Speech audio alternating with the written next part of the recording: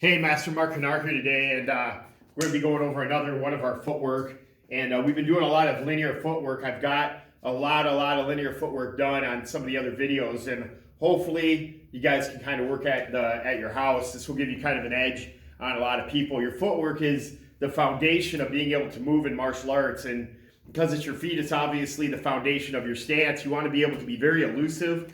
You want to work on your footwork and be very slick on being able not to get hit or be able to hit people, to be able to dodge, to be able to jam. There's so much like benefits of having good footwork. And when you look in martial arts, you can think of a lot of really great martial artists, and one of the things they're noted for is their footwork. Okay, so today I'm going to be working on what we call running step. Okay, running step is a little bit different than our regular stepping forward and stepping backwards. Running step is a forward motion, and basically what's occurring is that you're a lot taller than the person that you're fighting, but you want to throw them off with a stepping forward, and you don't want to worry about getting jammed up. So again, when I take my stance, I always talk about this in all the videos. I always put my weight a little bit forward, and there's a lot of reasons why. Number one, it takes the weight off that back leg. Number two, if someone grabs your leg, like a wrestler or anybody that just wants to grab your leg, it's easier to sprawl and stop the takedown, all right? So on the running step here, I have my hands up, weight's a little bit forward here, back leg is here with the heel up to push, and I'm going to slide the foot this front foot forward. Backwards. So I'm going to slide it backwards just like this. Okay, and then I'm going to step. All right, now in our first step we did earlier in a different video was this hip, shoulder, and foot all moved forward in a straight line, and that created your explosiveness. And if you want to develop explosiveness for your footwork, remember, work your plyometric drills. There's a lot of different plyometric drills. There's ones that we run up and down the gym doing. There's where we jump up in the air higher. We have a bunch of drills for that. And then I always incorporate a lot of ladders and cone drills as well. And those all help with your explosiveness. And then I have some tennis ball drills as well. So I'm here. I'm going to bring this foot all the way almost up to my back leg. And then I'm going to push forward, okay? And what I have here is when I step, I'm going to throw that kick on the front leg. Well, that's a lot of distance to cover. And if I'm a really tall fighter, you know, I can think of some really tall guys I know.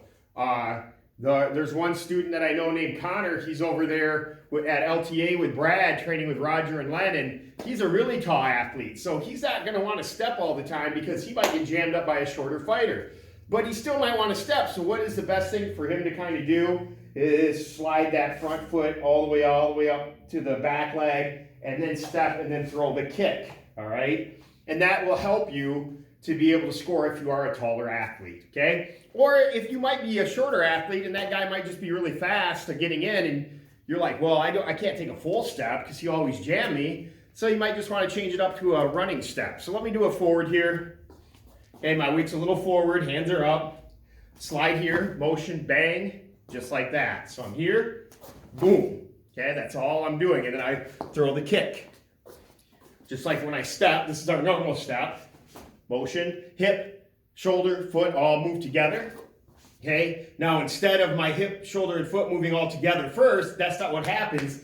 The front foot slides all the way almost up to the back, and I just step forward, and that cuts my distance of travel down, but still throws an illusion that I'm throwing like a fake or something to land that particular technique. And a lot of times where I would use a stepping or running step is when every time I go to throw that kick, that guy throws that roundhouse kick into my open side.